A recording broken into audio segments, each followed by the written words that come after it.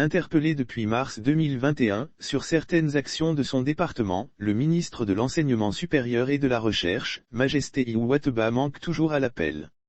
Sur 8 ministres du gouvernement Dogbe interpellés depuis 2020 sur des questions relatives à la bonne gouvernance, 7 ont fait un retour favorable sauf un. Le ministre Majesté Iwateba qui traîne toujours les pas. Nous sommes les députés qui interpellent le plus le gouvernement, sur tous les sujets. Nos ministres ne sont pas habitués aux interpellations et mettent parfois du temps à répondre. On relance parfois, en passant par le Premier ministre. À la fin, tous ont répondu, c'est bien pour la démocratie. Tout, sauf un, le ministre de l'Enseignement supérieur et de la Recherche, a indiqué le député dans un post sur sa page Facebook.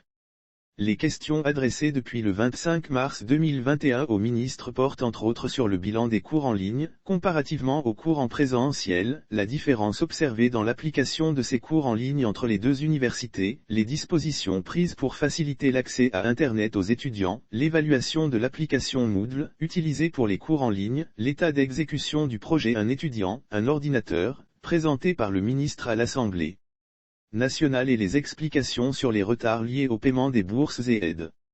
Il me semble donc qu'à l'époque ces questions étaient pertinentes et méritaient une réponse pour situer l'opinion. Le ministre de l'Enseignement supérieur, contrairement à tous ses autres collègues, a choisi de ne pas y répondre.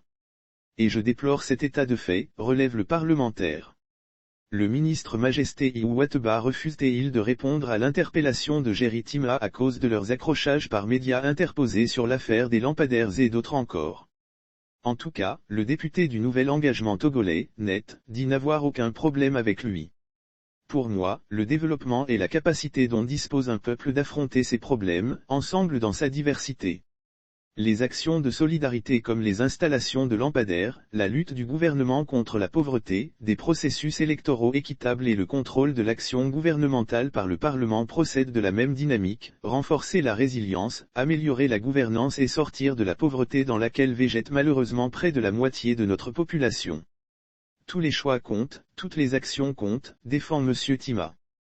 Il faut noter que conformément à l'article 96 de la Constitution togolaise, et les articles 123 et 124 du règlement intérieur de l'Assemblée nationale, tout député qui désire poser une question écrite à un ministre, en remet le texte au président du Parlement qui le transmet au gouvernement dans les 8 jours. Les ministres ont l'obligation de répondre aux questions dans le mois qui suit leur transmission.